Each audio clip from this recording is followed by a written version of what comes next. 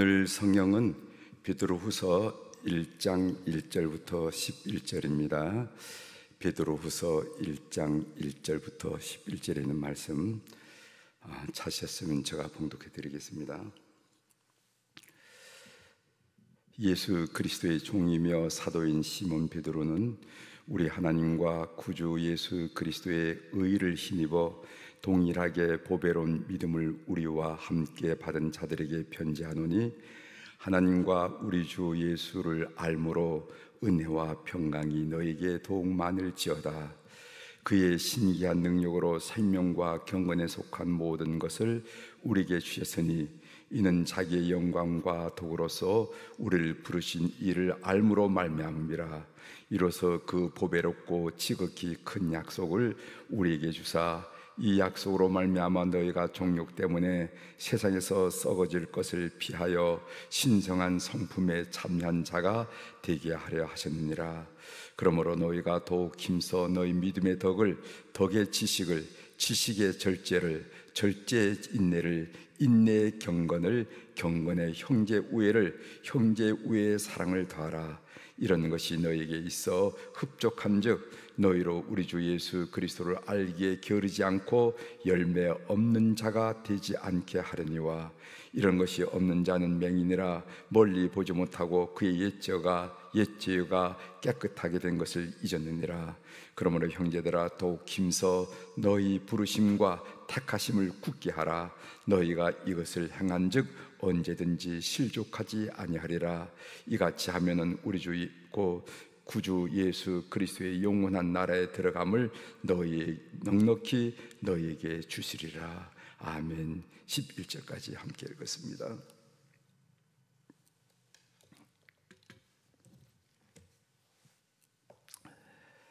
오늘 우리가 읽은 베드로후서 1장 1절부터 11절에 있는 말씀을 중심으로 주제를 자신의 영적 건강을 진단하라, 이런 주제로 같이 은혜를 나누고 싶습니다.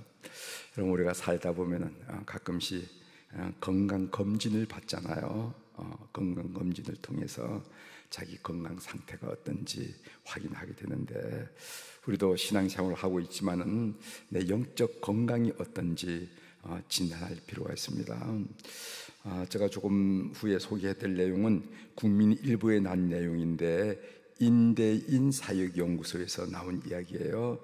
한번 여러분 잘 들어보시길 바랍니다. 건강검진 체크리스트 1, 건강검진 체크리스트 2, 조금 다른데 제가 둘 다 소개해드리도록 하겠습니다. 건강검진 체크리스트 1, 교회에서 누가 말을 걸거나 아는 척을 하면 불편하다. 가족이나 교회 같은 공동체보다 나의 행복한 삶이 가장 중요하다고 생각한다. 신앙과 관련된 봉사는 교회 안에서만 하고 교회 밖에서는 해본 적이 없다. 하나님 주신 나만의 독특한 부르심, 아름다운 특징을 신앙과 어떻게 연관지어야 할지 모르겠다. 사회에서 만난 사람들은 내가 크리스천인 줄 전혀 모른다.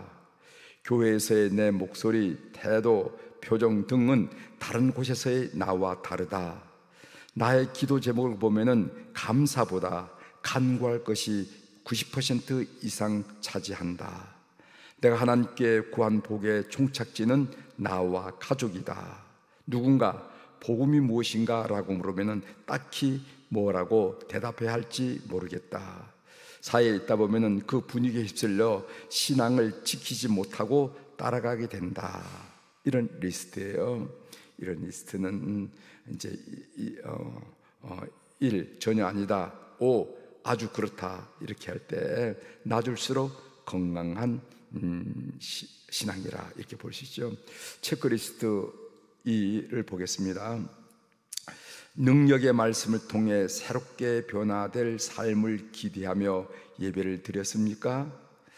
날마다 시간을 정해서 하나님께 기도했습니까? 새로운 관계를 만나 하나님의 사랑을 전하기를 기대하며 기도했습니까? 교회와 함께 어려운 이웃을 돕는 선한 마음으로 예물을 드렸습니까? 가족과 이웃을 향한 당신의 말과 행동은 친절하며 긍정적입니까? 규칙적인 생활 습관으로 건강한 삶을 유지하고 있습니까? 육체 건강뿐만 아니라 정신과 영적 건강을 지키기 위해 선한 것을 분별하고 있습니까? 계획적이고 합리적인 지출로 가정 경제를 온전하게 지키고 있습니까? 도움이 필요한 이웃을 돕는 일에 몸과 마음이 열려 있습니까? 가정과 이웃에게 선한 그리스도인으로서 본이 되는 삶을 살기를 기대하고 있습니까? 라는 그런 질문입니다. 이런 질문에는 점수가 높을수록 영적 건강이 좋다고 판단될 수 있을 것입니다. 아무튼 이런 그 영적 건강 리스트를 한번 보시고 나는 어떤 형인가. 어제도 그냥 나의 모든 신앙생활의 목적, 기도의 목적, 종착역이 나와 가족으로 끝나는 건지, 아니면 시간이 지나면 지날수록 신앙 연조가 길어지면 길을수록, 아니면 신앙의 깊이가 깊으면 깊을수록 처음에는 나에게 관심을 가졌지만 점차로 하나님께 관심을 갖고 이웃에게 관심이 가져서 하나님이 내 삶에 무엇을 원하시는지, 하나님이 나의 삶에서 어떤 기쁨을 누리실 수 있는 건지 생각하는 그런 삶인지 한번 영적 건강 체크리스트를 한번 점검해 보시기를 바랍니다. 오늘부터 베드로후서를 공부하게 되는데 이 베드로후서에 대해서 잠깐 말씀을 좀 드리도록 하겠습니다. 저자는 베드로 사도가 저자가 되겠고, 기록 연대는 임박한 처형이 기다리고 있다는 표현으로 보아 주후 65년 또는 67년경에 기록한 것으로 추정할 수가 있습니다. 베드로서 1장 14절에 보면은 이는 우리 주 예수 그리스도께서 내게 지시한 것 같이 나도 나의 장막을 벗어날 것이 임박한 줄을 알미라. 나의 장막이라는 것은 우리 육신의 장막을 벗는다, 죽음이 가까웠다는 것이죠. 그래서 베드로는 나도 나의 장막을 벗어날 것이 임박한 줄을 알미라. 그래서 그때를 따져보면은 주후 65년 내지 67년경에 베드로후서를 기록하지 않았을까, 이렇게 추정합니다. 기록 장소는 물론 로마이고요, 기록한 목적은 뭔가? 순교의 때가 가까워졌다고 생각한 베드로가 순교 전에 성도들을 진리 가운데 세우고 그리고 경건한 삶을 살라고 권면하고 촉구하는데 그 목적이 있다고 보여집니다. 우리가 베드로전서 후서를 읽을 때 반드시 기억해야 될 말은 뭐냐면은 그것은 베드로가 순교 직전에 쓴 편지임을 반드시 기억하셔야 됩니다. 우리도 어떤 중한 병을 얻어서 마지막이 가까웠다 하고 자식들에게 무슨 편지를 쓴다, 또 이웃에게 편지를 쓴다면 그 편지의 글자 하나의 무게가 얼마나 무겁겠습니까? 우리는 이 베드로 전후서를 읽으면서 이 베드로 사도의 이런 어떤 글자의 무게를 우리가 느끼면서 읽어야 된다는 것입니다. 베드로 전후서는요, 편안한 가운데 차를 한 잔 홀짝홀짝 마시면서 다리를 꼴고 이런 표현이 좋을까, 저런 표현이 좋을까, 이렇게 쓸까, 저렇게 쓸까, 이렇게 쓴 편지가 아니라 죽음의 순간이 가까이 다가옴을 느끼면서 정말 간절하게 깊은 마음으로 무게감 있는 글들이라는 것을 꼭 인식하고 베드로 전후서를 묵상하고 읽어야 된다 하는 말씀을 여러분들에게 강조해 드립니다. 오늘 본문 내용이 있는데요, 사람마다 신앙의 동기가 다를 수가 있습니다. 어떤 분은 어떻게 예수님을 믿게 되었습니까? 라고 얘기할 때 건강이 나빠서요, 아니면 자녀 문제가 있었어요, 아니면 사업이 힘들어서 제가 감당하지 못했어요, 아니면 회사가 너무 복잡하고 인간관계가 너무 어려워서 정말 탈출구가 없어서 신앙생활을 하려고 이렇게 나왔습니다, 이렇게 얘기할 경우가 많이 있습니다. 대부분 처음에는 그 신앙의 동기가 자신일 수밖에 없습니다. 그건 결코 나쁜 것이 아니에요. 그것은 나쁜 것이 아닙니다. 그러나 시간이 지날수록 그 신앙의 목적 동기가 하나님께 옮겨져야 됩니다. 하나님께 옮겨져야 돼요. 그래서 처음에는 나로부터 출발하지만은 신앙의 연조가 길어지고 신앙의 깊이가 깊어지고 예배가 더 자주 반복이 되면서 우리 신앙의 초점이 하나님께 옮겨져야 된다는 겁니다. 하나님께 옮겨질 때 하나님이 원하시는 것이 무엇인가가 자연 우리의 관심이 되지 않을 수가 없어요. 나를 사랑하신 하나님, 나를 구원하신 하나님, 나에게 목적을 두시고 내 생명을 세상에 내신 하나님이 나를 무엇을 원하실까? 라는 그런 질문을 하지 않을 수가 없다는 거죠. 그래서 자연스럽게 우리의 모습이 하나님이 원하시는 모습으로 변화되는 것을 우리 스스로가 확인할 수가 있습니다. 뭐 이런 거나 마찬가지겠죠. 여러분들 젊은 시절에 연애를 하고 결혼했을 텐데, 연애를 하게 되면은 자연적으로 이성이 기대한 대로 자기 모습이 바뀌는 것을 보게 됩니다. 예를 들어서 여자친구가 나는 당신이 머리를 깨끗하게 깎는 게 참 참신해 보이고 좋아, 이러면은 이발소에 가서 자주 이발소를 들러서 머리를 깨끗하게 정돈하는 우리의 모습을 보게 되고, 또 반대로 당신은 긴 머리가 참 어울린다 하면은요, 그 여자가 짧게 커트를 했던 여자가 점점 길게 그 머리가 가르기 길어지는 것을 우리가 보게 된다는 겁니다. 사랑하고 관심 있으면은 그 관심 많은 대상이 원하는 대로 우리가 바뀌는 것을 보이는 것처럼, 우리가 주님을 사랑하고 주님의 사랑을 입고 주의 은혜를 입고 주의 기대를 입었으면 우리가 주님이 원하시는 모습으로 차츰 변하는 것이 너무도 당연한 것이 아니겠는가 하는 말씀입니다. 본문에서 몇 구절 살펴보도록 하겠습니다. 2절, 하나님과 우리 주 예수 그리스도를 알므로 은혜와 평강이 너에게 더욱 많을지어다, 이런 표현이 있습니다. 은혜와 평강은 모든 인간이 바라는 것이지만은 하나님과 예수 그리스도를 아는 자에게만은 주어진 것이라는 거죠. 하나님과 예수를 알게 되면은 은혜와 평강이 우리에게 임하게 된다 하는 것을 우리 사랑하는 교우들은 신앙생활을 통해서 확인하셨으리라 이렇게 믿습니다. 하나님과 예수 그리스도를 알게 되면은 은혜와 평강이 임하고, 그리고 더 깊이 알면 알수록 은혜와 평강이 더 커진다. 나를 향하신 하나님의 사랑, 나를 구원하신 하나님의 은혜, 그리고 나의 삶에 대한 그 기대, 이런 것에 대한 깊이 알면 알수록 은혜와 평강이 내 마음에 크게 자리 잡는 것을 우리가 알게 됩니다. 그래서 이런 표현이 있습니다. 이런 글이 있습니다. 더 많은 것을 갖기 위해 고군분투하기보다는 주님을 더 많이 알기 위해 전력 질주하십시오. 그래서 예수님을 아는 것이 은혜와 평강을 누리는 첩경이기 때문에 주님을 더 많이 알기 위해서 전력 질주하는 교우들이 되셔야 됩니다. 그 다음에 베드로 사도는 그러므로 신분에 맞는 삶을 살라고 가르치는데 5절, 6절, 7절입니다.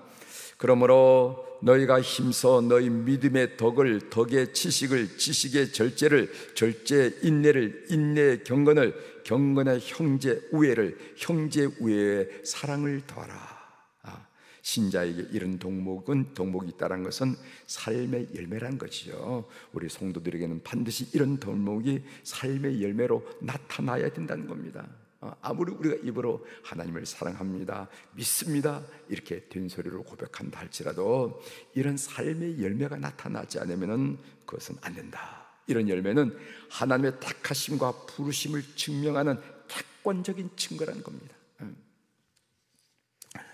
제가 늘 여러 교우들에게 말씀드리지만은 가족 구원, 자녀를 구원한다, 아니면 남편을 구원한다 했을 때 가족 구원은 말로는 불가능합니다. 말로는 불가능.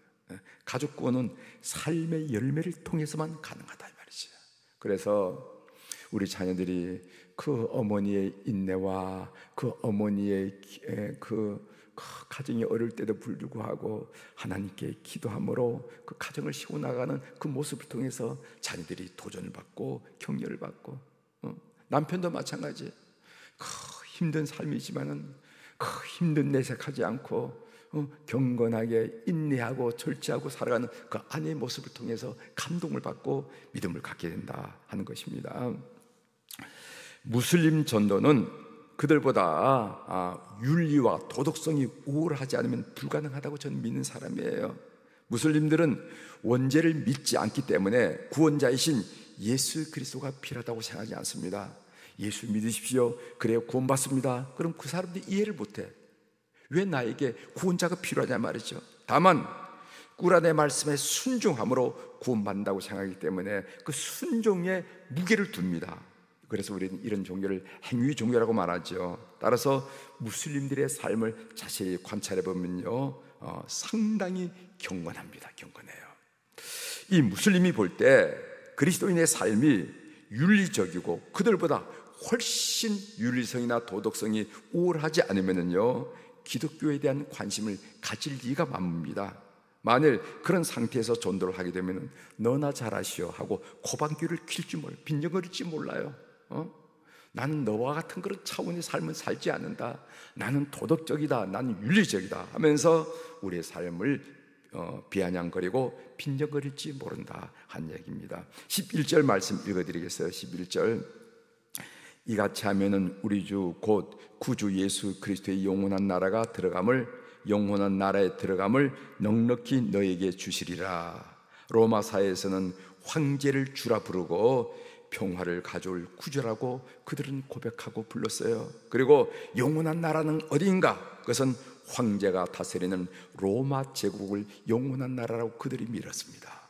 그런 상황에서 베드로는 뭐라고 고백하느냐면 예수님이 주이시고 평화를 가져올 구주라고 고백하고 있어요. 그리고 영원한 나라는 로마 제국이 아니라 예수님이 다스릴 새하늘과 새 땅 하나님 나라가 영원하다, 이렇게 고백한다는 것입니다.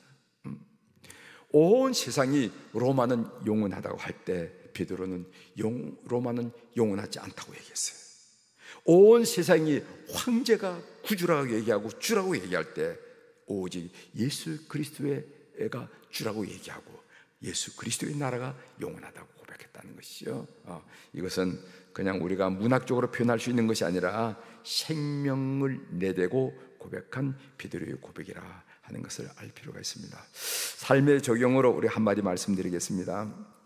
지난주 우리 일부 예배를 제가 드렸는데, 일부 예배를 마친 다음에 케냐 선교사인 라호겐 선교사가 잠깐 사무실에 방문해서 대화를 나눴습니다. 그 대화 중에 이런 이야기를 하더라고요.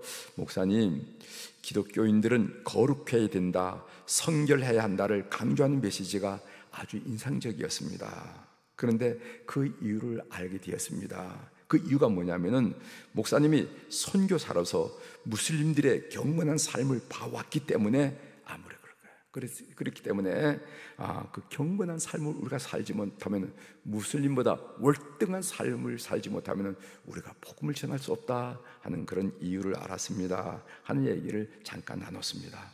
사랑하는 교회 여러분, 우리가 무슬림보다 더 거룩하지 않으면, 더 성결하지 않으면, 윤리나 도덕에서 더 월등하지 않으면요, 그들은 우리를 거들떠보지도 않는다, 복음을 귓전으로 흘려보낸다 하는 것을 여러분이 꼭 아시고 오늘 우리의 생활을 거룩하게 또 성결하게 다짐하는 그런 시간이 되기를 주의 이름으로 축원합니다. 기도하시겠습니다. 하나님 아버지, 오늘 베드로가 이제 순교가 가까움을 그가 감지하면서 성도들에게 간곡하게 말씀을 전했던 그 말씀의 일부분을 우리가 함께 읽고 묵상할 수 있도록 도와주시오니 감사를 드립니다. 하나님, 우리가 건강을 하려면 가끔씩 건강을 체크하는 것처럼 우리가 영적 건강을 위해서 오늘 건강검진에 대해서 우리가 한번 살펴봤습니다. 우리의 신앙이 처음부터 끝까지 나와 나의 가족이 총착점이고 목적인지, 아니면은 하나님의 기쁨, 하나님의 목적, 하나님의 바람, 그래서 하나님과 이웃에게 우리의 마음이 열려 있는지 우리가 한번 살펴봤습니다. 하나님 아버지, 우리 주 예수 그리스도를 더 깊이 알아가는 저희들 될 수 있도록 도와주시고, 특별히 윤리나 도덕에 있어서 이 세상 사람들이 비교조차 할 수 없는 그런 우울한 삶을 살아 영적으로 영향력을 미치고 도덕적으로 영향력을 미치는 우리 그리스도인들이 다 될 수 있도록 은혜를 베풀어 주옵소서. 오늘 화요일 날 우리 교회 어른들인 안나 여선교회와 그리고 모세 남선교회를 축복하며 기도하게 하시오니 감사를 드립니다. 허무감과 허탈감과 삶의 무의미에 힘들어하는 어른들 하나도 없도록 도와주시고, 성령께서 임재하심으로 말미암아 짧은 남은 세월 하나님의 기쁨을 위해서 통분소주하며 기도하며 애쓰는 어른들이 다 되게 도와주셔서 하루 일정 중에 황혼역의 그 석양이 더 아름답고 찬란한 것처럼 우리 몸든 교회 어른들의 삶이 아름답고 찬란하도록 은혜를 베풀어 주옵소서. 그래서 모든 주변 사람들로 하여금 저렇게 인생을 살다면 참 보람 있겠다, 인생은 저렇게 살아야 돼 하면서 도전받고 격려받는 삶이 될 수 있도록 은총을 베풀어 주옵소서. 특별히 그들의 믿음의 결실인 차순들에게 하나님이 축복하심으로 말미암아 믿음이 어떤 결과를 냈는지 늘 드러내는 어른들의 삶이 될 수 있도록 은혜를 베풀어 주옵소서. 자손들이 기쁨이 되게 하시고 자랑이 되게 하시고 하나님께 영광이 되게 하시고 하나님 나라의 큰 소망이 될 수 있는 그런 후손들을 그 믿음이 기대되는 축복을 저들에게 허락하여 주시옵소서. 오늘 또 하늘의 주권과 땅의 주권을 가진 우리 주님의 권세 있는 이름으로 선포합니다. 내 영혼이 잘된 같이 범사가 잘되고 강건한 축복을 오늘 이 전에 나와 새벽 기도하는 우리 교우들, 그리고 7시에 말씀을 들으면서 하루를 출발하는 우리 모든 교우들에게 충만히 임하도록 은혜를 베풀어 주옵소서. 감사드리며 예수님의 이름으로 기도 올리옵나이다. 아멘. 하늘에 계신 우리 아버지여, 이름이 거룩히 여김을 받으시오며 나라가 임하시오며 뜻이 하늘에서 이루어진 것 같이 땅에서도 이루어지이다. 오늘 우리에게 일용할 양식을 주시옵고 우리가 우리에게 죄 지은 자를 사하여 준 것 같이 우리 죄를 사하여 주시옵고 우리를 시험에 들게 하지 마시옵고 다만 악에서 구하시옵소서. 나라와 권세와 영광이 아버지께 영원히 있사옵나이다. 아멘.